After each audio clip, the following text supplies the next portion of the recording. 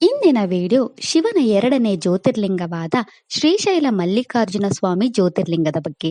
ಈ ವಿಡಿಯೋದಲ್ಲಿ ನಾವು ಈ ಶ್ರೀಶೈಲ ಕ್ಷೇತ್ರದ ಮಹತ್ವ, ಈ ಮಲ್ಲಿಕಾರ್ಜುನ ಸ್ವಾಮಿ ಜ್ಯೋತಿರ್ಲಿಂಗದ ಮಹತ್ವ, ಈ ದೇವಾಲಯದ ಹಿಂದಿನ ರಹಸ್ಯಗಳು ಮತ್ತು ಈ ಜ್ಯೋತಿರ್ಲಿಂಗಕ್ಕೆ ಸಂಬಂಧಿಸಿದ ವಿವಿಧ ಕಥೆಗಳ ಬಗ್ಗೆ ತಿಳಿಯೋಣ. ಈ ಜ್ಯೋತಿರ್ಲಿಂಗದ ಬಗ್ಗೆ ಎಲ್ಲವನ್ನು ತಿಳಿದುಕೊಳ್ಳಲು ಈ ಸಂಪೂರ್ಣ ವಿಡಿಯೋವನ್ನು ನೋಡಿ. ಶ್ರೀಶೈಲ ಮಲ್ಲಿಕಾರ್ಜುನ ಸ್ವಾಮಿ ದೇವಾಲಯವು ಆಂಧ್ರ ಪ್ರದೇಶದ ಕರ್ನೂಲ್ ಜಿಲ್ಲೆಯಲ್ಲಿದೆ. ಶ್ರೀಶೈಲ ಮಲ್ಲಿಕಾರ್ಜುನ ಸ್ವಾಮಿ ದೇವಾಲಯವು ಭಗವಾನ್ ಶಿವನ ದ್ವಾದಶ ಜ್ಯೋತಿರ್ಲಿಂಗಗಳಲ್ಲಿ ಒಂದಾಗಿದೆ ಮತ್ತು ಈ ಜ್ಯೋತಿರ್ಲಿಂಗದ ಹೊರತಾಗಿ ಈ ಶ್ರೀಶೈಲ ಕ್ಷೇತ್ರವು ಶಕ್ತಿಪೀಠವೂ ಆಗಿದೆ. ಇಲ್ಲಿ ದೇವಿ ಪಾರ್ವತಿಯನ್ನು ದೇವಿ ಭ್ರಮರಾಂಬಿಕಾ ಎಂದು ಪೂಜಿಸಲಾಗುತ್ತದೆ. ಇಲ್ಲಿ ಮಲ್ಲಿಕಾ ಎಂದರೆ ದೇವಿ ಪಾರ್ವತಿ ಮತ್ತು ಅರ್ಜುನ ಎಂದರೆ ಶಿವ ಎಂದರ್ಥ. ಈ ದೇವಾಲಯದ ಇತಿಹಾಸ ಮತ್ತು ಕಥೆಗಳನ್ನು ವಿವಿಧ ಪುರಾಣಗಳಲ್ಲಿ ಉಲ್ಲೇಖಿಸಲಾಗಿದೆ. ಒಂದು ಪುರಾಣದ ಪ್ರಕಾರ ಗಣೇಶ ಮತ್ತು ಕಾರ್ತಿಕೇಯರ ನಡುವೆ ಮೊದಲು ಯಾರು ಮದುವೆಯಾಗಬೇಕು ಎಂಬುದರ ಕುರಿತು ಚರ್ಚೆ ನಡೆಯಿತು. ಈ ಗೊಂದಲವನ್ನು ಪರಿಹರಿಸಲು ಶಿವ ಮತ್ತು ಪಾರ್ವತಿ ದೇವಿಯು ಇಡೀ ವಿಶ್ವವನ್ನು ಸುತ್ತುವವನು ಮೊದಲು ಮದುವೆಯಾಗುತ್ತಾನೆ ಎಂದು ಹೇಳಿದರು. ಇದನ್ನು ಕೇಳಿದ ನಂತರ ಕಾರ್ತಿಕೇಯನು ತನ್ನ ವಾಹನ ಮಯೂರದ ಮೇಲೆ ಕುಳಿತು ಈ ವಿಶ್ವವನ್ನು ಸುತ್ತಲು ಹೋದನು. ಗಣೇಶನ ವಾಹನವು ಮೂಷಕವಾದ್ದರಿಂದ ತಾನು ವಿಶ್ವವನ್ನು ಸುತ್ತಲು ಸಾಧ್ಯವಿಲ್ಲ ಎಂದು ಅವನಿಗೆ ತಿಳಿದಿತ್ತು.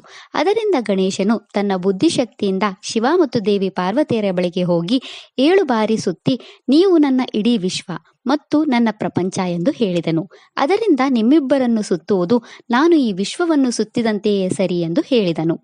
ಗಣೇಶನ ಈ ಮಾತುಗಳಿಂದ ಪ್ರಸನ್ನನಾದ ಶಿವ ಮತ್ತು ಪಾರ್ವತಿ ದೇವಿಯು ದೇವಿ ರಿದ್ಧಿ ಮತ್ತು ದೇವಿ ಸಿದ್ಧಿಯವರೊಂದಿಗೆ ಗಣೇಶನ ವಿವಾಹವನ್ನು ಮಾಡಿಸಿದರು.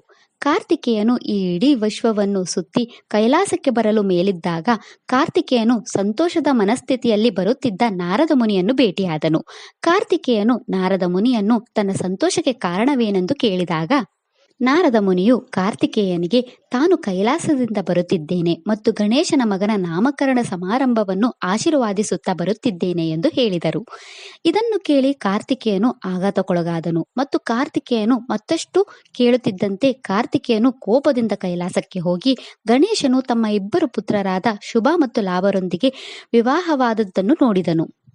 ಇದನ್ನು ನೋಡಿದ ಕಾರ್ತಿಕೇಯನು ಶಿವ ಮತ್ತು ಪಾರ್ವತಿಯರನ್ನು ಹಿರಿಯ ಮಗನ ಮದುವೆಗಿಂತ ಮೊದಲು ಕಿರಿಯ ಮಗನ ಮದುವೆಯನ್ನು ಹೇಗೆ ಮಾಡಬಹುದು ಎಂದು ಕೇಳಿದನು. ಶಾಸ್ತ್ರಗಳ ಪ್ರಕಾರ ಕಿರಿಯ ಸಹೋದರನನ್ನು ಹಿರಿಯ ಸಹೋದರನ ಮದುವೆ ಮಾಡಿಸುವ ಮೊದಲು ಮದುವೆಯಾಗಬಾರದು. ಶಿವ ಮತ್ತು ಪಾರ್ವತಿಯರು ತಮ್ಮ ಮಕ್ಕಳ ಬಗ್ಗೆ ಪಕ್ಷಪಾತ ತೋರುತ್ತಿದ್ದಾರೆ ಮತ್ತು ಅವರು ಗಣೇಶನನ್ನು ತನಗಿಂತ ಹೆಚ್ಚಾಗಿ ಪ್ರೀತಿಸುತ್ತಾರೆ ಎಂದು ಕಾರ್ತಿಕೇಯನು ಆರೋಪಿಸಿದನು. ಕಾರ್ತಿಕೇಯನು ತನ್ನ ಇಡೀ ಜೀವನದಲ್ಲಿ ಬ್ರಹ್ಮಚಾರ್ಯದಿಂದ ಇರುತ್ತೇನೆಂದು ಹೇಳಿ ಕ್ರೌಂಚ ಪರ್ವತದ ತಪಸ್ಸನ್ನು ಮಾಡಲು ಹೋದನು. ಇಂದಿನ ದಿನಗಳಲ್ಲಿ ಈಗಿನ ಶ್ರೀಶೈಲ ಪರ್ವತವನ್ನು ಕ್ರೌಂಚ ಪರ್ವತ ಎಂದು ಕರೆಯಲಾಗುತ್ತಿತ್ತು. ಸ್ವಲ್ಪ ಸಮಯದ ನಂತರ ದೇವಿ ಪಾರ್ವತಿಯು ತನ್ನ ವಾತ್ಸಲ್ಯ ಪ್ರೀತಿಯನ್ನು ನಿಯಂತ್ರಿಸಲು ಸಾಧ್ಯವಾಗಲಿಲ್ಲ. ಅದರಿಂದ ಅವಳು ಕ್ರೌಂಚ ಪರ್ವತದಲ್ಲಿ ಧ್ಯಾನ ಮಾಡುತ್ತಿದ್ದ ತನ್ನ ಮಗ ಕಾರ್ತಿಕೇಯನನ್ನು ನೋಡಲು ನಿರ್ಧರಿಸಿದಳು. ಶಿವನು ದೇವಿ ಪಾರ್ವತಿಯೊಂದಿಗೆ ಕ್ರೌಂಚ ಪರ್ವತಕ್ಕೆ ಬಂದು ಕಾರ್ತಿಕೇಯನನ್ನು ಸಮಾಧಾನಪಡಿಸಿದರು.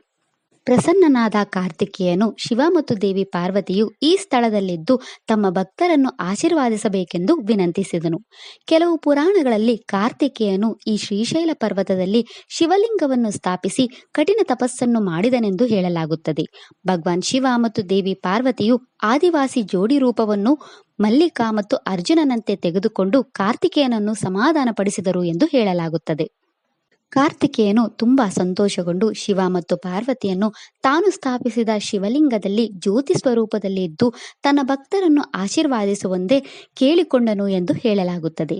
ಕಾರ್ತಿಕೇಯನು ಸ್ಥಾಪಿಸಿದ ಲಿಂಗವು ಶ್ರೀಶೈಲ ಜ್ಯೋತಿರ್ಲಿಂಗವಾಯಿತೆಂದು ಹೇಳುತ್ತಾರೆ. ಶಿವ ಮತ್ತು ಪಾರ್ವತಿ ಇನ್ನೂ ಈ ಶಿವಲಿಂಗದೊಳಗೆ ಜ್ಯೋತಿ ರೂಪವಾಗಿಯೇ ಇದ್ದಾರೆ. ಶ್ರೀಶೈಲ ಕ್ಷೇತ್ರವು ಶಿವ ಮತ್ತು ಪಾರ್ವತಿ ತಮ್ಮ ಹಿರಿಯ ಮಗ ಕಾರ್ತಿಕೇಯನೊಂದಿಗೆ ಸಂತೋಷದಿಂದ ಸಮಯ ಕಳೆದ ಸ್ಥಳವಾಗಿದೆ. ಕಾರ್ತಿಕೇಯನಿಂದ ಶಿವನು ತುಂಬಾ ಸಂತೋಷಗೊಂಡು ಪ್ರತಿ ಅಮಾವಾಸ್ಯೆಯಂದು ಶಿವನು ಕೈಲಾಸದಿಂದ ಬಂದು ಈ ಶ್ರೀಶೈಲ ಸ್ಥಳದಲ್ಲಿಯೇ ಅವನೊಂದಿಗೆ ಸಮಯ ಕಳೆಯುವುದಾಗಿ ಕಾರ್ತಿಕೇಯನಿಗೆ ವಾಗ್ದಾನ ಮಾಡಿದನು ಮತ್ತು ಪಾರ್ವತಿಯು ಪ್ರತಿ ಹುಣ್ಣಿಮೆಯ ದಿನದಂದು ಕಾರ್ತಿಕೇಯನೊಂದಿಗೆ ಇರುವುದಾಗಿ ವಾಗ್ದಾನ ಮಾಡಿದಳು.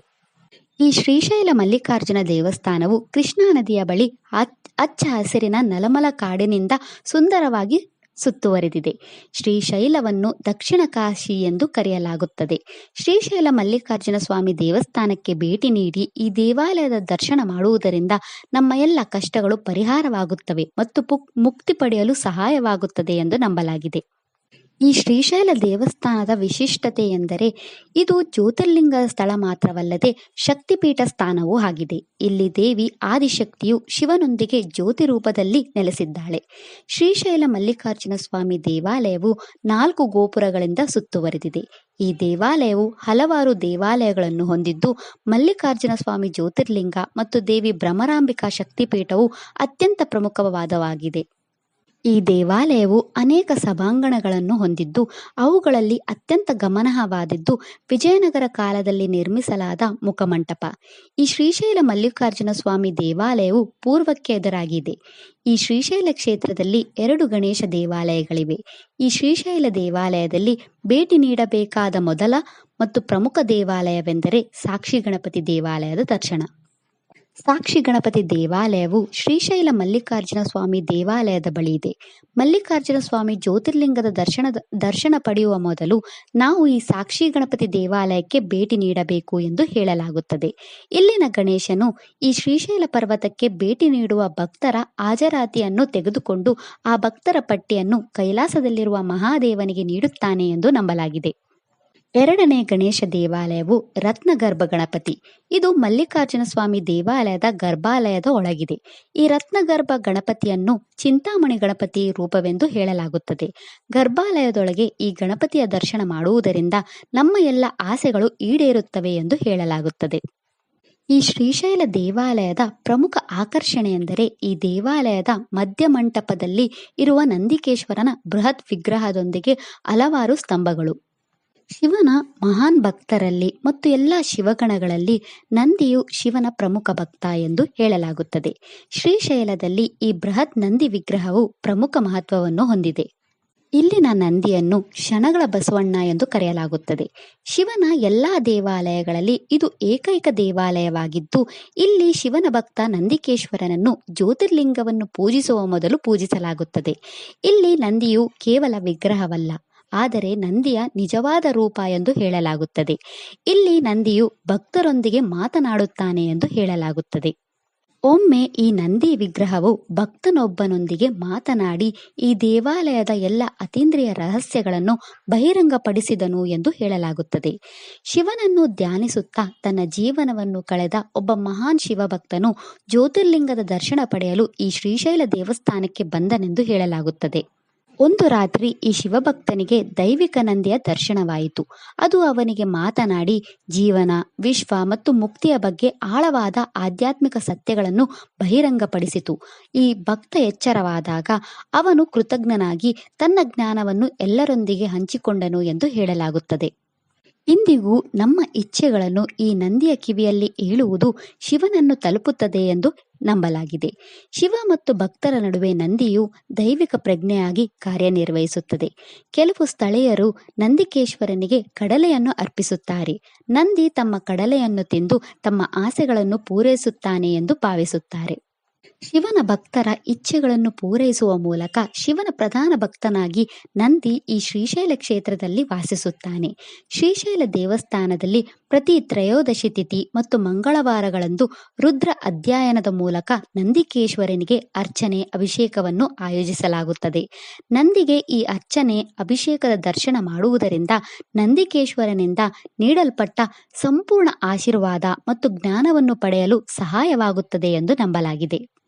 ನಂದಿಕೇಶ್ವರನ ಈ ಬೃಹತ್ ವಿಗ್ರಹದ ದರ್ಶನ ಪಡೆದ ನಂತರ ನಾವು ಮಲ್ಲಿಕಾರ್ಜುನ ಸ್ವಾಮಿ ಜ್ಯೋತಿರ್ಲಿಂಗದ ಗರ್ಭಾಲಯವನ್ನು ಪ್ರವೇಶಿಸುತ್ತೇವೆ. ಈ ಸ್ವಯಂ ಪ್ರಕಟಿತ ಜ್ಯೋತಿರ್ಲಿಂಗವು ಶಿವ ಮತ್ತು ಶಕ್ತಿ ಎರಡರ ಶಕ್ತಿಯನ್ನು ಹೊಂದಿದೆ. ಮಲ್ಲಿಕಾರ್ಜುನ ಜ್ಯೋತಿರ್ಲಿಂಗವು ಸಾಮಾನ್ಯ ಶಿವಲಿಂಗವಲ್ಲ. ಈ ಶಿವಲಿಂಗದ ಬಣ್ಣವು ದಿನದ ವಿವಿಧ ಸಮಯಗಳಿಗೆ ಅನುಗುಣವಾಗಿ ಬದಲಾಗುತ್ತಲೇ ಇರುತ್ತದೆ ಎಂದು ನಂಬಲಾಗಿದೆ. ಲಿಂಗದ ಈ ನಿಗೂಢ ಬದಲಾವಣೆಯನ್ನು ಪೂರ್ವ ಆರಾಧಕರು ಮತ್ತು ಭಕ್ತರು ಗಮನಿಸಿದ್ದಾರೆ. ಈ ಜ್ಯೋತಿರ್ಲಿಂಗದ ಬದಲಾಗುತ್ತಿರುವ ಬಣ್ಣಗಳು ಶಿವನ ವಿವಿಧ ವಿಶ್ವರೂಪಗಳನ್ನು ಪ್ರತಿನಿಧಿಸುತ್ತವೆ. ಬೆಳಗಿನ ಸಮಯದಲ್ಲಿ ಶಿವಲಿಂಗವು ಬಿಳಿ ಬಣ್ಣದಲ್ಲಿ ಕಾಣಿಸಿಕೊಳ್ಳುತ್ತದೆ.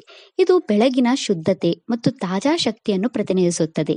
ಮಧ್ಯಾಹ್ನದಲ್ಲಿ ಇದು ಸೂರ್ಯನ ಪ್ರಜ್ವಲಿಸುವ ಶಕ್ತಿಯನ್ನು ಪ್ರತಿನಿಧಿಸುವ ಕೆಂಪು ಬಣ್ಣದಲ್ಲಿ ಕಾಣಿಸಿಕೊಳ್ಳುತ್ತದೆ ಮತ್ತು ಈ ಬ್ರಹ್ಮಾಂಡದ ಪೋಷಕನಾಗಿ ಶಿವನ ಪಾತ್ರವನ್ನು ಪ್ರತಿನಿಧಿಸುತ್ತದೆ. ಮತ್ತು ರಾತ್ರಿಯಲ್ಲಿ ಶಿವಲಿಂಗವು ಕಪ್ಪು ಬಣ್ಣದಲ್ಲಿ ಕಾಣಿಸಿಕೊಳ್ಳುತ್ತದೆ. ಇದು ಅನಂತ ಬ್ರಹ್ಮಾಂಡ ಮತ್ತು ಶಿವನ ಸರ್ವೋಚ್ಚ ರೂಪವನ್ನು ಪ್ರತಿನಿಧಿಸುತ್ತದೆ.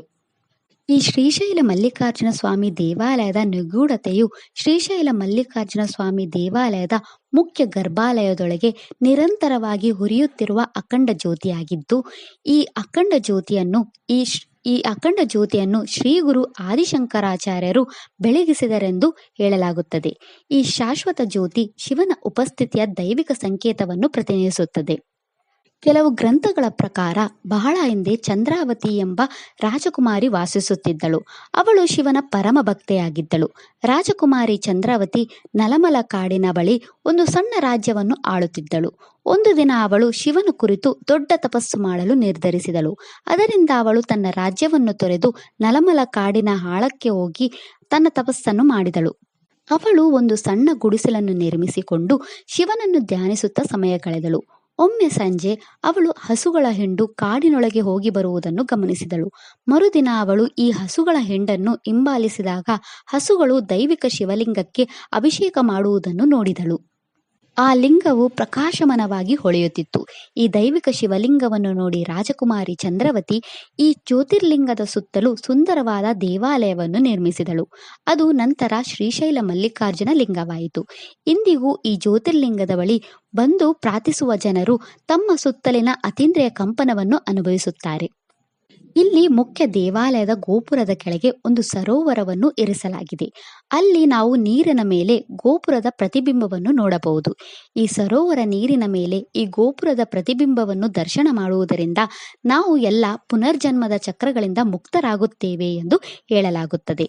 ಶ್ರೀಶೈಲ ದೇವಾಲಯವು ಅನೇಕ ನಿಗೂಢತೆಗಳಿಂದ ತುಂಬಿದ್ದು, ಸ್ವಯಂ ಪ್ರಕಟವಾದ ಲಿಂಗವು ಕೈಲಾಸಕ್ಕೆ ಗುಪ್ತ ಭೂಗತ ಮಾರ್ಗವನ್ನು ಹೊಂದಿದೆ ಎಂದು ಹೇಳಲಾಗುತ್ತದೆ. ಈ ದೇವಾಲಯದ ಸಂಕೀರ್ಣ ಭಾಗಗಳು ಸಹ ಜ್ಞಾನದಿಂದ ತುಂಬಿವೆ. ಶ್ರೀಶೈಲ ದೇವಾಲಯದ ಪವಿತ್ರ ಭೂಮಿಯಲ್ಲಿ ಕೈಲಾಸಕ್ಕೆ ಹೋಗುವ ರಹಸ್ಯ ಮಾರ್ಗಗಳಿವೆ ಎಂದು ಹೇಳಲಾಗುತ್ತದೆ. ಇದು ಸಿದ್ಧ ಪುರುಷರು ಮತ್ತು ಕೆಲವೇ ದೇವಾಲಯದ ಅಧಿಕಾರಿಗಳಿಗೆ ಮಾತ್ರ ತಿಳಿದಿದೆ. ಪ್ರಾಚೀನ ಕಾಲದಲ್ಲಿ ಯೋಗಿಗಳು ಮತ್ತು ಸಿದ್ಧ ಪುರುಷರು ಈ ಮಾರ್ಗದ ಮೂಲಕ ಕೈಲಾಸಕ್ಕೆ ಪ್ರಯಾಣಿಸುತ್ತಿದ್ದರು ಎಂದು ಹೇಳಲಾಗುತ್ತದೆ.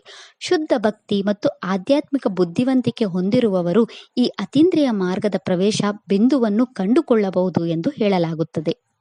ಈ ಶ್ರೀಶೈಲ ಕ್ಷೇತ್ರದಲ್ಲಿ ಧ್ಯಾನ ಮಾಡಿದ ಅನೇಕ ಸಂತರು ಮತ್ತು ಸನ್ಯಾಸಿಗಳು ತಾವು ಕೈಲಾಸದ ಗೋಚರ ದರ್ಶನವನ್ನು ಪಡೆದಿದ್ದೇವೆ ಮತ್ತು ಹಿಮಾಲಯ ಪರ್ವತಕ್ಕೆ ರೂಪಾಂತರಗೊಂಡಂತೆ ಭಾಸವಾಯಿತು ಎಂದು ಹೇಳುತ್ತಾರೆ.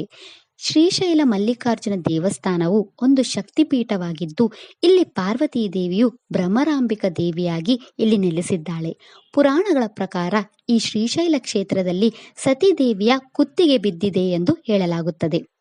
ಭ್ರಮರಾಂಬಿಕಾ ಎಂದರೆ ಜೇನುನೊಣಗಳ ತಾಯಿ. ಪಾರ್ವತೀ ದೇವಿಯು ಅರುಣಾಸುರನನ್ನು ಕೊಲ್ಲಲು ಜೇನುನೊಣದ ರೂಪವನ್ನು ತೆಗೆದುಕೊಂಡಳು ಎಂದು ಹೇಳಲಾಗುತ್ತದೆ. ಅರುಣಾಸುರ ಎಂಬ ರಾಕ್ಷಸನು ಬ್ರಹ್ಮನ ಕುರಿತು ಮಹಾ ತಪಸ್ಸು ಮಾಡಿ 2 ಅಥವಾ 4 ಕಾಲುಗಳನ್ನು ಹೊಂದಿರುವ ಯಾರಿಂದಲೂ ತಾನು ಕೊಲ್ಲಲ್ಪಡುವುದಿಲ್ಲ ಎಂದು ವರವನ್ನು ಪಡೆದ. ಅದರಿಂದ ಪಾರ್ವತೀ ದೇವಿಯು ಈ ಅರುಣಾಸುರನನ್ನು ಕೊಲ್ಲಲು 6 ಕಾಲುಗಳನ್ನು ಹೊಂದಿರುವ ಜೇನುನೊಣದ ರೂಪವನ್ನು ತೆಗೆದುಕೊಂಡಳು. ಶ್ರೀಶೈಲದಲ್ಲಿ ಮಾತ್ರ ಪ್ರತಿದಿನ ಸಂಜೆ ಶಿವ ಮತ್ತು ಪಾರ್ವತಿಯರ ನಿತ್ಯ ಕಲ್ಯಾಣೋತ್ಸವ ನಡೆಯುತ್ತದೆ. ಈ ಗಿರಿಜಾ ಕಲ್ಯಾಣದ ಕುತೂಹಲಕಾರಿ ಭಾಗವೆಂದರೆ ಕಾರ್ತಿಕೇಯನ ವಿಗ್ರಹವನ್ನು ಶಿವ ಮತ್ತು ಪಾರ್ವತಿಯರ ವಿಗ್ರಹದ ನಡುವೆ ಇಡಿಸಲಾಗುತ್ತದೆ. ಪ್ರತಿ ಸಂಜೆ ಗಿರಿಜಾ ಕಲ್ಯಾಣವು ವೇದಿಕ ಆಚರಣೆಗಳೊಂದಿಗೆ ನಡೆಯುತ್ತದೆ. ವಿವಾಹ ವಿಳಂಬವನ್ನು ಎದುರಿಸುತ್ತಿರುವ ಜನರು ಅಥವಾ ಯಾವುದೇ ವೈವಾಹಿಕ ಸಮಸ್ಯೆಗಳನ್ನು ಎದುರಿಸುತ್ತಿರುವ ಜನರು ಈ ಕಲ್ಯಾಣೋತ್ಸವ ಸೇವೆಯನ್ನು ವೀಕ್ಷಿಸಬಹುದು. ಈ ಗಿರಿಜಾ ಕಲ್ಯಾಣದ ದರ್ಶನ ಅಥವಾ ಈ ಗಿರಿಜಾ ಕಲ್ಯಾಣ ಸೇವೆಯಲ್ಲಿ ಭಾಗವಹಿಸುವುದರಿಂದ ನಮ್ಮ ಎಲ್ಲ ಸಮಸ್ಯೆಗಳು ಪರಿಹಾರವಾಗುತ್ತವೆ ಮತ್ತು ಪಾರ್ವತಿ ಪರಮೇಶ್ವರನಿಂದ ಶಾಶ್ವತವಾಗಿ ಆಶೀರ್ವಾದ ಪಡೆಯುತ್ತೇವೆ ಎಂದು ಹೇಳಲಾಗುತ್ತದೆ. ಇಲ್ಲಿ ಶಿವ ಮತ್ತು ಪಾರ್ವತಿಯರ ವಿವಾಹ ಅಕ್ಷತೆಯನ್ನು ಪ್ರಸಾದವಾಗಿ ನೀಡಲಾಗುತ್ತದೆ. ಮದುವೆ ವಿಳಂಬದಿಂದ ಬಳಲುತ್ತಿರುವ ಜನರು ಶೀಘ್ರ ವಿವಾಹ ಭಾಗ್ಯಕ್ಕಾಗಿ ಪ್ರತಿದಿನ ಈ ಅಕ್ಷತೆಯನ್ನು ನಿಮ್ಮ ತಲೆಯ ಮೇಲೆ ಸಿಂಪಡಿಸಬೇಕು ಎಂದು ಹೇಳಲಾಗುತ್ತದೆ. ಈ ಶ್ರೀಶೈಲ ಕ್ಷೇತ್ರದ ಕ್ಷೇತ್ರಪಾಲನು ಶಿವನ ರೂಪಿಯಾದ ವೀರಭದ್ರನಾಗಿದ್ದಾನೆ. ಶ್ರೀಶೈಲ ದೇವಾಲಯದ ಒಳಗೆ ಭಗವಂತ ವೀರಭದ್ರನಿಗೆ ಅರ್ಪಿತವಾದ 4 ದೇವಾಲಯಗಳಿವೆ. ಅವುಗಳೆಂದರೆ ಸುದರ್ಶನ ವೀರಭದ್ರ ಸ್ವಾಮಿ ದೇವಾಲಯ, ಆರಾಮ ವೀರಭದ್ರ ಸ್ವಾಮಿ ದೇವಾಲಯ, ಜ್ವಾಲ ವೀರಭದ್ರ ಸ್ವಾಮಿ ದೇವಾಲಯ ಮತ್ತು ತೋಟ ವೀರಭದ್ರ ದೇವಾಲಯ. ಭಗವಾನ್ ಶಿವನ ವೀರಭದ್ರ ಸ್ವಾಮಿಯನ್ನು ನಮ್ಮ ರಕ್ಷಣೆಗಾಗಿ ಪೂಜಿಸಲಾಗುತ್ತದೆ. ವೀರಭದ್ರ ದೇವರ ಈ 4 ದೇವಾಲಯಗಳು ಈ ಶ್ರೀಶೈಲ ಕ್ಷೇತ್ರವನ್ನು 4 ದಿಕ್ಕುಗಳಲ್ಲಿ ರಕ್ಷಿಸುತ್ತವೆ. ಶ್ರೀಶೈಲ ಕ್ಷೇತ್ರದಲ್ಲಿ ಕಾರ್ತಿಕೇಯನಿಗೆ ಮೀಸಲಾದ ಕುಮಾರಸ್ವಾಮಿ ದೇವಾಲಯವಿದೆ. ಶ್ರೀಶೈಲದಲ್ಲಿ ನೆಲೆಸಿರುವ ಕುಮಾರಸ್ವಾಮಿಯನ್ನು ಶಿವ ಮತ್ತು ಪಾರ್ವತಿಯ ಪ್ರೀತಿಯ ಪುತ್ರ ಎಂದು ಪೂಜಿಸಲಾಗುತ್ತದೆ. ಶ್ರೀಶೈಲದಲ್ಲಿ ಮಲ್ಲಿಕಾರ್ಜುನ ಸ್ವಾಮಿ, ದೇವಿ ಬ್ರಹ್ಮರಾಂಬಿಕಾ ಕಲ್ಯಾಣದ ಸಮಯದಲ್ಲಿ ಸೋಮಸ್ಕಂದ ಮೂರ್ತಿಗೆ ನಿತ್ಯ ಕಲ್ಯಾಣವನ್ನು ಅರ್ಪಿಸಲಾಗುತ್ತದೆ. ಈ ಸಮಯದಲ್ಲಿ ಬ್ರಹ್ಮರಾಂಬಿಕಾ ದೇವಿಯ ಹಿಂದೆ ನವಿಲುಗರಿಗಳನ್ನು ಇಡುವುದು ಸಹ ಒಂದು ಸಂಪ್ರದಾಯವಾಗಿದೆ. ಕುಮಾರಸ್ವಾಮಿ ಪ್ರಸನ್ನರಾದಾಗ ಮಾತ್ರ ಶಿವ ಮತ್ತು ಪಾರ್ವತಿ ಇಬ್ಬರು ಪ್ರಸನ್ನರಾಗುತ್ತಾರೆ ಎಂದು ಇಲ್ಲಿ ಸೂಚಿಸುತ್ತದೆ. ಷಷ್ಠಿ ತಿಥಿ ಮತ್ತು ಕೃತಿಕಾ ನಕ್ಷತ್ರದ ದಿನಗಳಲ್ಲಿ ರುದ್ರ ಅಧ್ಯಯನದೊಂದಿಗೆ ಕುಮಾರಸ್ವಾಮಿಗೆ ವಿಶೇಷ ಅರ್ಚನೆಯನ್ನು ಮಾಡಲಾಗುತ್ತದೆ. ಶಿವ ಮತ್ತು ಪಾರ್ವತಿಯರನ್ನು ಹೇಗೆ ಮೆಚ್ಚಿಸಬೇಕು ಮತ್ತು ಹೇಗೆ ಪೂಜಿಸಬೇಕು ಎಂಬುದರ ಕುರಿತು ಭಕ್ತರಿಗೆ ಜ್ಞಾನವನ್ನು ನೀಡುವವನು ಕುಮಾರಸ್ವಾಮಿ ಎಂದು ನಂಬಲಾಗಿದೆ. ಇದಲ್ಲದೆ ಶ್ರೀಶೈಲ ದೇವಾಲಯದ ಒಳಗೆ ಇತರ ದೇವಾಲಯಗಳಿವೆ. ದೇವಾಲಯದ ಒಳಗೆ ವೃದ್ಧ ಮಲ್ಲಿಕಾರ್ಜುನ ದೇವಾಲಯ ಎಂದು ಕರೆಯಲ್ಪಡುವ ಶಿವನಿಗೆ ಅರ್ಪಿತವಾದ ದೇವಾಲಯವಿದೆ. ವೃದ್ಧ ಮಲ್ಲಿಕಾರ್ಜುನ ಸ್ವಾಮಿ ಲಿಂಗವು ವಾಸಿಸುವ ದೇವಾಲಯವು ಐತಿಹಾಸಿಕ ಮಹತ್ವವನ್ನು ಹೊಂದಿದೆ. ಏಕೆಂದರೆ ಇದು ಶ್ರೀಶೈಲದಲ್ಲಿರುವ ಎಲ್ಲ ಇತರ ದೇವಾಲಯಗಳಲ್ಲಿ ಅತ್ಯಂತ ಪ್ರಾಚೀನವಾದದ್ದು. ಗರ್ಭಾಲಯದ ಕೆತ್ತಿದ ಮತ್ತು ಅಲಂಕರಿಸಿದ ಒಳಗಿನ ಗೋಡೆಗಳನ್ನು ಒಳಗೊಂಡಿರುವ ಈ ದೇವಾಲಯದ ನಿರ್ಮಾಣ ಶ್ರೀಶೈಲೆಯ ಈ ದೇವಾಲಯ ಎಷ್ಟು ಪ್ರಾಚೀನವಾಗಿದೆ ಎಂಬುದನ್ನು ತೋರಿಸುತ್ತದೆ. ಈ ದೇವಾಲಯದ ನಿರ್ಮಾಣ ಶೈಲಿಯು ಈ ದೇವಾಲಯ ಎಷ್ಟು ಪ್ರಾಚೀನವಾಗಿದೆ ಎಂಬುದನ್ನು ತೋರಿಸುತ್ತದೆ. ಈ ವೃದ್ಧ ಮಲ್ಲಿಕಾರ್ಜುನ ದೇವಾಲಯವು ಮುಖ್ಯ ಮಲ್ಲಿಕಾರ್ಜುನ ಸ್ವಾಮಿ ದೇವಾಲಯದ ಉತ್ತರಕ್ಕೆ ಮುಖ ಮಾಡಿದೆ. ಗರ್ಭಾಲಯವು ದೇವಾಲಯದ ಉತ್ತರ ಮತ್ತು ಪೂರ್ವ ಭಾಗದಲ್ಲಿ 2 ಬಾಗಿಲುಗಳನ್ನು ಹೊಂದಿದೆ. ಈ ದೇವಾಲಯದ ದ್ವಾರವು ಶ್ರೀಶೈಲದಲ್ಲಿರುವ ಯಾವುದೇ ದೇವಾಲಯಕ್ಕಿಂತ ಬಹಳ ಸುಂದರವಾಗಿ ಮತ್ತು ಸಂಕೀರ್ಣವಾಗಿ ಅಲಂಕಾರದಲ್ಲಿ ಅಪೇಕ್ಷಣೀಯವಾಗಿದೆ. ಈ ದೇವಾಲಯದ ಮುಖ್ಯ ದ್ವಾರವು ಅದರ ಕೆಳಭಾಗದ 2 ಬದಿಗಳಲ್ಲಿ 2 ರಾಕ್ಷಸರು ಮತ್ತು ಕಮಲಗಳನ್ನು ಹೊಂದಿದೆ. ಇದು ಗಜಲಕ್ಷ್ಮಿ ಮತ್ತು ಸಿಂಹವನ್ನು ಸಹ ಹೊಂದಿದೆ. ಶ್ರೀಶೈಲವು ಒಂದೇ ಸ್ಥಳದಲ್ಲಿ 2 ಲಿಂಗಗಳನ್ನು ಹೊಂದಿರುವ ಏಕೈಕ ಕ್ಷೇತ್ರವಾಗಿದೆ. ಒಂದು ಮುಖ್ಯ ದೇವಾಲಯದಲ್ಲಿರುವ ಮಲ್ಲಿಕಾರ್ಜುನ ಲಿಂಗ ಮತ್ತು ಪ್ರಾಚೀನ ಮಹತ್ವವನ್ನು ಹೊಂದಿರುವ ವೃದ್ಧ ಮಲ್ಲಿಕಾರ್ಜುನ ಸ್ವಾಮಿ ಲಿಂಗ. ಈ ವೃದ್ಧ ಶಿವಲಿಂಗವು ಎಲ್ಲಾ ದೇವತೆಗಳಲ್ಲಿ ಎಲ್ಲಾ ಶಕ್ತಿಗಳನ್ನು ಹೊಂದಿರುವ ಜ್ಯೋತಿರ್ಲಿಂಗದ ರೂಪವನ್ನು ಪಡೆದುಕೊಂಡಿತು ಎಂದು ಹೇಳಲಾಗುತ್ತದೆ. ಆದ ಕಾರಣ ಈ ವೃದ್ಧ ಮಲ್ಲಿಕಾರ್ಜುನ ಸ್ವಾಮಿಯ ರೂಪವನ್ನು ಹಳೆಯದು ಎಂದು ಪರಿಗಣಿಸಲಾಗುತ್ತದೆ. ಈ ವೃದ್ಧ ಮಲ್ಲಿಕಾರ್ಜುನ ಸ್ವಾಮಿಯು ಬಹಳ ಪ್ರಾಚೀನವಾದದ್ದು ಮತ್ತು ಇತಿಹಾಸಕಾರರನ್ನು ಸಹ ಬೆರಗುಗೊಳಿಸುತ್ತದೆ. ಮುಖ್ಯ ಮಲ್ಲಿಕಾರ್ಜುನ ಲಿಂಗಕ್ಕೆ ಅರ್ಪಿಸುವ ಎಲ್ಲ ಆಚರಣೆಗಳನ್ನು ಈ ಶಿವಲಿಂಗಕ್ಕೂ ಅರ್ಪಿಸಲಾಗುತ್ತದೆ. ಶ್ರೀಶೈಲ ದೇವಾಲಯದ ಆವರಣದೊಳಗೆ ಉಮಾಮಹೇಶ್ವರ ದೇವಾಲಯವೂ ಇದೆ. ಈ ದೇವಾಲಯವು ಮಲ್ಲಿಕಾರ್ಜುನ ಸ್ವಾಮಿ ದೇವಾಲಯದ ಉತ್ತರ ಭಾಗದಲ್ಲಿದೆ. ಈ ದೇವಾಲಯದಲ್ಲಿ ಶಿವನು ತನ್ನ ಸಿಂಹಾಸನದ ಮೇಲೆ ಎಡಗಾಲನ್ನು ಬಗ್ಗಿಸಿ ಸಿಂಹಾಸನಕ್ಕೆ ಅಡಲಾಗಿ ಚಾಚಿ ಬಲಗಾಲನ್ನು ನೆಲದ ಕಡೆಗೆ ತೂಗಿ ಕುಳಿತಿರುವುದನ್ನು ಕಾಣಬಹುದು. ಆದರೆ ಉಮಾದೇವಿಯು ಶಿವನ ಎಡತೊಡೆಯ ಮೇಲೆ ಬಲಗಾಲನ್ನು ಬಗ್ಗಿಸಿ ಎಡಗಾಲನ್ನು ನೆಲದ ಕಡೆಗೆ ತೂಗಿ ಕುಳಿತಿರುವುದನ್ನು ಕಾಣಬಹುದು. ಇಲ್ಲಿ ಶಿವನ ಹಿಂಭಾಗದ ಕೈಗಳು ಯುದ್ಧದ ಕೊಡಲಿ ಮತ್ತು ತ್ರಿಶೂಲವನ್ನು ಹಿಡಿದಿವೆ. ಕೆಳಗಿನ ಮುಂಭಾಗದ ಕೈ ತನ್ನ ಭಕ್ತರನ್ನು ರಕ್ಷಿಸಲು ಅಭಯ ಮುದ್ರೆಯಲ್ಲಿದೆ ಮತ್ತು ಇನ್ನೊಂದು ಕೈ ಪಾರ್ವತಿಯನ್ನು ಹಿಡಿದಿದೆ. ಪಾರ್ವತಿ ದೇವಿಯು ತನ್ನ ಬಲಗೈಯಲ್ಲಿ ಕಮಲವನ್ನು ಹಿಡಿದಿದ್ದಾಳೆ ಮತ್ತು ಅವಳ ಎಡಗೈ ವಿಶ್ರಾಂತಿ ಪಡೆಯುತ್ತಿರುವುದನ್ನು ಕಾಣಬಹುದು. ಇಲ್ಲಿ ಶಿವನು ಕಿವಿಯೋಲೆಗಳನ್ನು ಮತ್ತು ಹಾರವನ್ನು ಧರಿಸಿ ಪಾರ್ವತೀ ದೇವಿಯು ದಿವ್ಯ ಶೃಂಗಾರದೊಂದಿಗೆ ಕಾಣಿಸಿಕೊಂಡಿದ್ದಾಳೆ. ಪ್ರಪಂಚದ ಅತ್ಯಂತ ಶುಭ ಮತ್ತು ಪ್ರಮುಖ ವ್ರತಗಳಲ್ಲಿ ಉಮಾಮಹೇಶ್ವರ ವ್ರತವು ಗಮನಾರ್ಹವಾಗಿದೆ. ಉಮಾಮಹೇಶ್ವರ ದೇವಾಲಯವು ಪಾರ್ವತೀ ದೇವಿಯು ಮಾಡಿದ ತಪಸ್ಸನ್ನು ಆಚರಿಸುವ ಮತ್ತು ಶಿವ ಮತ್ತು ಪಾರ್ವತೀ ದೇವಿಯನ್ನು ಅರ್ಧನಾರೀಶ್ವರ ರೂಪದಲ್ಲಿ ಒಂದಾಗಲು ಆಚರಿಸುವ ದೇವಾಲಯವಾಗಿದೆ. ಈ ಶ್ರೀಶೈಲ ದೇವಸ್ಥಾನದಲ್ಲಿ ಶಿವ ಮತ್ತು ಪಾರ್ವತೀ ದೇವಿಯನ್ನು ಅರ್ಧನಾರೀಶ್ವರ ಸ್ವರೂಪ, ರಾಜರಾಜೇಶ್ವರಿ ಸ್ವರೂಪ ಎಂದು ಪೂಜಿಸಲ್ಪಡುವ ಇತರ ದೇವಾಲಯಗಳಿವೆ. ಅನೇಕ ದೇವತೆಗಳು, ಋಷಿಗಳು, ಮುನಿಗಳು ಮತ್ತು ಅಸುರರು ಈ ಮಲ್ಲಿಕಾರ್ಜುನ ಸ್ವಾಮಿ ಜ್ಯೋತಿರ್ಲಿಂಗವನ್ನು ಪೂಜಿಸಿದ್ದಾರೆ. ಸತ್ಯಯುಗದಲ್ಲಿ ಹಿರಣ್ಯಕಶಿಪು ಎಂಬ ರಾಕ್ಷಸನು ಈ ಲಿಂಗವನ್ನು ಪೂಜಿಸಿ ಈ ಸ್ಥಳದಲ್ಲಿ ದೊಡ್ಡ ತಪಸ್ಸು ಮಾಡಿದನೆಂದು ಹೇಳಲಾಗುತ್ತದೆ. ದ್ವಾಪರ ಯುಗದಲ್ಲಿ ರಾಕ್ಷಸ ರಾಜ ರಾವಣನು ಈ ಶಿವಲಿಂಗವನ್ನು ಪೂಜಿಸುತ್ತಿದ್ದನು ಮತ್ತು ಈ ಸ್ಥಳವು ರಾವಣನಿಗೆ ತುಂಬಾ ಇಷ್ಟವಾಗಿತ್ತು ಎಂದು ಹೇಳಲಾಗುತ್ತದೆ. ರಾಮಾಯಣದ ಪ್ರಕಾರ ಯುದ್ಧದ ನಂತರ ಶ್ರೀರಾಮನು ರಾವಣನನ್ನು ಕೊಂದಾಗ ಶ್ರೀರಾಮನು ದೇವಿ ಸೀತಾ ಮತ್ತು ಲಕ್ಷ್ಮಣರೊಂದಿಗೆ ಈ ಶ್ರೀಶೈಲ ಕ್ಷೇತ್ರಕ್ಕೆ ಭೇಟಿ ನೀಡಿದನೆಂದು ಹೇಳಲಾಗುತ್ತದೆ. ರಾವಣನನ್ನು ನಾಶಪಡಿಸಿದ ನಂತರ ಶ್ರೀರಾಮನು ಬ್ರಹ್ಮಹತ್ಯೆ ದೋಷವನ್ನು ತೊಡೆದುಹಾಕಲು ರಾಮೇಶ್ವರದಲ್ಲಿ ಒಂದು ಲಿಂಗವನ್ನು ಸ್ಥಾಪಿಸಿದನು.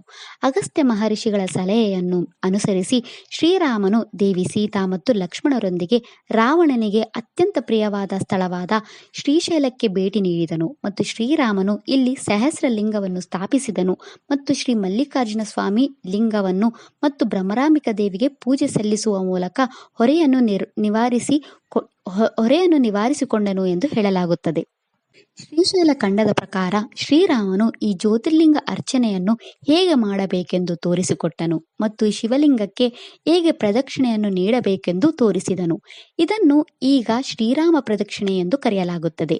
ಬ್ರಹ್ಮಹತ್ಯೆ ದೋಷದ ಹೊರೆಯನ್ನು ನಿವಾರಿಸಿಕೊಳ್ಳಲು ಇಡೀ ಪ್ರಪಂಚವನ್ನು ಸುತ್ತಾಡಿದ ಶ್ರೀರಾಮನು ಈ ಶ್ರೀಶೈಲ ಕ್ಷೇತ್ರದಲ್ಲಿ ಸಾಂತ್ವನವನ್ನು ಕಂಡುಕೊಂಡನೆಂದು ಹೇಳಲಾಗುತ್ತದೆ. ಶ್ರೀರಾಮನೊಂದಿಗೆ ಸೀತಾದೇವಿಯೂ ಸಹ ಈ ಸ್ಥಳದಲ್ಲಿ ಶಿವಲಿಂಗಗಳನ್ನು ಸ್ಥಾಪಿಸಿದಳು ಎಂದು ಹೇಳಲಾಗುತ್ತದೆ. ಮಹಾಭಾರತದ ಪ್ರಕಾರ ದ್ವಾಪರ ಯುಗದಲ್ಲಿ ಋಷಿ ವೇದವ್ಯಾಸರ ಸಲಹೆಯೊಂದಿಗೆ ಪಂಚಪಾಂಡವರು ಈ ಶ್ರೀಶೈಲ ಕ್ಷೇತ್ರಕ್ಕೆ ಆಗಮಿಸಿ ಮಲ್ಲಿಕಾರ್ಜುನ ಸ್ವಾಮಿ ಜ್ಯೋತಿರ್ಲಿಂಗ ಮತ್ತು ದೇವಿ ಭ್ರಮರಾಂಬಿಕೆಯನ್ನು ಪೂಜಿಸಿ 5 ಶಿವಲಿಂಗಗಳನ್ನು ಸ್ಥಾಪಿಸಿದರು ಎಂದು ಹೇಳಲಾಗುತ್ತದೆ. ಈ 5 ಶಿವಲಿಂಗಗಳನ್ನು ಪಂಚಪಾಂಡವರು ತಮ್ಮ ಹೆಸರಿನೊಂದಿಗೆ ಸ್ಥಾಪಿಸಿದರು. ಶಿವ ಮತ್ತು ಪಾರ್ವತಿಯ ಪರಮಭಕ್ತರಾದ ಋಷಿ ಅಗಸ್ತ್ಯ ಮತ್ತು ಅವರ ಪತ್ನಿ ದೇವಿ ಲೋಪಮುದ್ರಾ ಈ ಮಲ್ಲಿಕಾರ್ಜುನ ಸ್ವಾಮಿ ಜ್ಯೋತಿರ್ಲಿಂಗದ ಸ್ವಯಂ ಪ್ರಕಟಗೊಳ್ಳುವ ಮೊದಲು ಈ ಸ್ಥಳದಲ್ಲಿ ಶಿವಲಿಂಗವನ್ನು ಪೂಜಿಸುತ್ತಿದ್ದರು ಎಂದು ಹೇಳಲಾಗುತ್ತದೆ. ಶ್ರೀಶೈಲದಲ್ಲಿ ದೇವಿ ಲೋಪಮುದ್ರೆ ಸ್ಥಾಪಿಸಿದ ಶಿವಲಿಂಗವಿದೆ. ಋಷಿ ಅಗಸ್ತ್ಯ ಮತ್ತು ದೇವಿ ಲೋಪಮುದ್ರೆ ಶಿವಲಿಂಗದ ಮೊದಲು ಈ ಶ್ರೀಶೈಲ ಕ್ಷೇತ್ರದಲ್ಲಿಯೇ ಇದ್ದರು ಮತ್ತು ಅವರ ಭಕ್ತಿಯಿಂದ ಪ್ರಸನ್ನರಾದ ಶಿವ ಮತ್ತು ದೇವಿ ಪಾರ್ವತಿ ಈ ಸ್ಥಳದಲ್ಲಿಯೇ ಇರಲು ನಿರ್ಧರಿಸಿದರು ಎಂದು ಅಂದಿನಿಂದ ಈ ಶ್ರೀಶೈಲ ಕ್ಷೇತ್ರವು ಭೂ ಕೈಲಾಸ ಎಂದು ಕರೆಯಲ್ಪಡುತ್ತದೆ. ಇದಲ್ಲದೆ ಈ ಶ್ರೀಶೈಲ ಮಲ್ಲಿಕಾರ್ಜುನ ಸ್ವಾಮಿ ದೇವಾಲಯದ ಬಳಿ ಅಟಕೇಶ್ವರ ಶಿವ ದೇವಾಲಯದಂತಹ ಇತರ ದೇವಾಲಯಗಳಿವೆ. ಇಲ್ಲಿ ಶಿವಲಿಂಗವು ಯಾವುದೇ ರೋಗಗಳನ್ನು ಗುಣಪಡಿಸುವ ಮತ್ತು ಉತ್ತಮ ಆರೋಗ್ಯ ಮತ್ತು ಆಯುಷ್ಯವನ್ನು ನೀಡುವ ಶಕ್ತಿಯನ್ನು ಹೊಂದಿದೆ. ಶ್ರೀಶೈಲ ಬೆಟ್ಟದ ಮೇಲೆ ಶಿಖರೇಶ್ವರ ದೇವಾಲಯ ಎಂದು ಕರೆಯಲ್ಪಡುವ ಶಿವ ದೇವಾಲಯವಿದೆ. ಈ ದೇವಾಲಯಕ್ಕೆ ಭೇಟಿ ನೀಡಿದಾಗ ಸಂಪೂರ್ಣ ಮಲ್ಲಿಕಾರ್ಜುನ ಸ್ವಾಮಿ ಜ್ಯೋತಿರ್ಲಿಂಗದ ದರ್ಶನವಾಗುತ್ತದೆ. ಈ ಪರ್ವತದ ತುದಿಯಲ್ಲಿ ಸಣ್ಣ ನಂದಿ ವಿಗ್ರಹವಿದ್ದು ಜನರು ಈ ನಂದಿ ವಿಗ್ರಹದ ಕೊಂಬುಗಳ ನಡುವೆ ಮಲ್ಲಿಕಾರ್ಜುನ ಸ್ವಾಮಿ ದೇವಾಲಯದ ಶಿಖರವನ್ನು ವೀಕ್ಷಿಸುತ್ತಾರೆ. ಈ ನಂದಿ ಕೊಂಬುಗಳ ಮೂಲಕ ಮಲ್ಲಿಕಾರ್ಜುನ ಸ್ವಾಮಿ ದೇವಾಲಯವನ್ನು ವೀಕ್ಷಿಸುವುದರಿಂದ ನಮಗೆ ಮೋಕ್ಷ ದೊರೆಯುತ್ತದೆ ಎಂದು ಹೇಳಲಾಗುತ್ತದೆ. ಈ ಶ್ರೀಶೈಲ ಮಲ್ಲಿಕಾರ್ಜುನ ದೇವಸ್ಥಾನದ ಸಮೀಪದಲ್ಲಿ ಪಾಲದಾರ ಪಂಚದಾರ ತೀರ್ಥ ಎಂದು ಕರೆಯಲ್ಪಡುವ ನೀರಿನ ತೀರ್ಥವಿದೆ. ಈ ನೀರಿನ ತೀರ್ಥವು ಭಗವಾನ್ ಶಿವನ ಹಣೆಯಿಂದ ಹರಿಯುವ ದೈವಿಕ ತೀರ್ಥವಾಗಿದೆ ಎಂದು ಹೇಳಲಾಗುತ್ತದೆ. ಈ ತೀರ್ಥದ ಸಮೀಪದಲ್ಲಿ ಶ್ರೀ ಗುರು ಆದಿಶಂಕರಾಚಾರ್ಯರಿಗೆ ಸಮರ್ಪಿತವಾದ ದೇವಾಲಯವಿದೆ. ಇಲ್ಲಿ ಶ್ರೀ ಗುರು ಶಂಕರಾಚಾರ್ಯರ ವಿಗ್ರಹವಿದೆ. ಶ್ರೀ ಗುರು ಆದಿಶಂಕರಾಚಾರ್ಯರು ಈ ಸ್ಥಳದಲ್ಲಿ ತಪಸ್ಸು ಮಾಡಿದರು ಮತ್ತು ಶಿವನಿಗೆ ಅರ್ಪಿತವಾದ ದೈವಿಕ ಶಿವಾನಂದ ಲಹರಿಯನ್ನು ಬರೆದರು ಎಂದು ಹೇಳಲಾಗುತ್ತದೆ ಮತ್ತು ಈ ಸ್ಥಳದಲ್ಲಿ ದೇವಿ ಪಾರ್ವತಿಗೆ ಸಮರ್ಪಿತವಾದ ಸೌಂದರ್ಯ ಲಹರಿಯನ್ನು ಬರೆದರು ಎಂದು ಹೇಳಲಾಗುತ್ತದೆ. ಶ್ರೀ ಗುರು ಆದಿಶಂಕರಾಚಾರ್ಯರು ಈ ಶ್ರೀಶೈಲ ಕ್ಷೇತ್ರದಲ್ಲಿ ಶ್ರೀಚಕ್ರವನ್ನು ಇರಿಸಿದರು ಎಂದು ಹೇಳಲಾಗುತ್ತದೆ. ದೇವಾಲಯದ ಸಮೀಪವಿರುವ ಇನ್ನೊಂದು ಪ್ರಮುಖ ಸ್ಥಳವೆಂದರೆ ಪಾತಾಳಗಂಗಾ. ಈ ಸ್ಥಳವನ್ನು ತಲುಪಲು ನಾವು 600 ಮೆಟ್ಟಿಲುಗಳನ್ನು ದಾಟಬೇಕು ಅಥವಾ ರೋಪ್ ವೇ ಮೂಲಕ ಹೋಗಬಹುದು. ಪಾತಾಳಗಂಗಾ ಶ್ರೀಶೈಲದ ಪವಿತ್ರ ಸ್ಥಳವಾಗಿದೆ. ಇಲ್ಲಿ ಕೃಷ್ಣಾ ನದಿಯನ್ನು ಸ್ಥಳೀಯವಾಗಿ ಪಾತಾಳಗಂಗಾ ಎಂದು ಕರೆಯಲಾಗುತ್ತದೆ. ಈ ಪಾತಾಳಗಂಗಾ ನದಿ ಕೆಲವೊಮ್ಮೆ ನಿಗೂಢವಾಗಿ ಕಣ್ಮರೆಯಾಗುತ್ತದೆ ಎಂದು ಹೇಳಲಾಗುತ್ತದೆ. ಹಿಂದೂ ಧರ್ಮದ ಪ್ರಕಾರ ಕೃಷ್ಣಾ ನದಿಗೆ ಹೆಚ್ಚಿನ ಮಹತ್ವವಿದೆ. ಇದನ್ನು ದೇವತೆಗಳಿಗೆ ಸ್ನಾನ ಮಾಡಲು ಪವಿತ್ರ ನದಿ ಎಂದು ನಂಬಲಾಗಿದೆ. ಯಾವಾಗ ಶಿವ ಮತ್ತು ದೇವಿ ಪಾರ್ವತಿ ಈ ಶ್ರೀ ಕೃಷ್ಣಾ ನದಿಯಲ್ಲಿ ಪವಿತ್ರ ಸ್ನಾನ ಮಾಡಲು ಭೂಮಿಗೆ ಇಳಿದಾಗ ಪವಿತ್ರ ಕೃಷ್ಣಾ ನದಿಯು ಮಾನವ ಕಣ್ಣುಗಳಿಂದ ಮರೆಮಾಡಿ ಅವರಿಗೆ ಗೌಪ್ಯತೆಯನ್ನು ಒದಗಿಸಲು ಕಣ್ಮರೆಯಾಗುತ್ತದೆ ಎಂದು ಹೇಳಲಾಗುತ್ತದೆ. ಶಿವ ಮತ್ತು ದೇವಿ ಪಾರ್ವತಿಯರ ಸ್ನಾನದ ನಂತರ ದೈವಿಕ ನದಿ ನೈಸರ್ಗಿಕವಾಗಿ ಹರಿಯಲು ಪ್ರಾರಂಭಿಸುತ್ತದೆ ಎಂದು ಹೇಳಲಾಗುತ್ತದೆ. ಶ್ರಾವಣ ಮಾಸ, ಕಾರ್ತಿಕ ಮಾಸ, ಶಿವರಾತ್ರಿಯಂದು ಈ ಶ್ರೀಶೈಲ ಕ್ಷೇತ್ರಕ್ಕೆ ಭೇಟಿ ನೀಡುವುದು ಶುಭವೆಂದು ಹೇಳಲಾಗುತ್ತದೆ. ನಮಗೆ ತಿಳಿದಿರುವಂತೆ ಪ್ರತಿಯೊಂದು ಜ್ಯೋತಿರ್ಲಿಂಗವು ಒಂದು ರಾಶಿಯೊಂದಿಗೆ ಸಂಬಂಧ ಹೊಂದಿದೆ. ಅದರಿಂದ ಕನ್ಯಾ ರಾಶಿಯ ಜನರು ಈ ಜ್ಯೋತಿರ್ಲಿಂಗಕ್ಕೆ ಭೇಟಿ ನೀಡಬೇಕು. ಈ ಜ್ಯೋತಿರ್ಲಿಂಗವನ್ನು ಭಕ್ತ ಶಿರೋಮಣಿ ಎಂದು ಕರೆಯಲಾಗುತ್ತದೆ. ಬುಧ ಗ್ರಹವು ಈ ಸ್ಥಳದಲ್ಲಿ ಅತ್ಯುನ್ನತ ಸ್ಥಾನದಲ್ಲಿ ಇರಿಸಲ್ಪಟ್ಟಿದೆ. ಬುಧ ಗ್ರಹವು ನಮ್ಮ ಬುದ್ಧಿಶಕ್ತಿ, ನಮ್ಮ ವಾಣಿ, ಉದ್ಯೋಗ, ಶಿಕ್ಷಣ, ಮಗಳ ಸುಖ ಶಾಂತಿ ಮತ್ತು ನಮ್ಮ ವ್ಯವಹಾರಗಳಿಗೆ ಕಾರಣವಾಗಿದೆ. ಬುಧ ಗ್ರಹಕ್ಕೆ ಸಂಬಂಧಿಸಿದ ಯಾವುದೇ ಸಮಸ್ಯೆಗಳನ್ನು ಹೊಂದಿರುವ ಜನರು ಅಥವಾ ಕುಜದೋಷವನ್ನು ಎದುರಿಸುತ್ತಿರುವ ಜನರು ಈ ಶ್ರೀಶೈಲ ದೇವಸ್ಥಾನಕ್ಕೆ ಭೇಟಿ ನೀಡಿ ಈ ಮಲ್ಲಿಕಾರ್ಜುನ ಸ್ವಾಮಿ ಜ್ಯೋತಿರ್ಲಿಂಗದ ದರ್ಶನ ಪಡೆಯಬೇಕು. ಇದಿಷ್ಟು ಭಗವಾನ್ ಶಿವನ 2ನೇ ಶ್ರೀಶೈಲ ಮಲ್ಲಿಕಾರ್ಜುನ ಜ್ಯೋತಿರ್ಲಿಂಗದ ಬಗ್ಗೆ. ಓಂ ಮಲ್ಲಿಕಾರ್ಜುನಾಯ ನಮಃ. ಈ ವಿಡಿಯೋ ಇಷ್ಟ ಆದರೆ ಲೈಕ್ ಮಾಡಿ, ಶೇರ್ ಮಾಡಿ ಮತ್ತು ಚಾನೆಲ್ ಸಪೋರ್ಟ್ ಮಾಡೋಕ್ಕೆ ಸಬ್ಸ್ಕ್ರೈಬ್ ಮಾಡಿ. ಧನ್ಯವಾದಗಳು.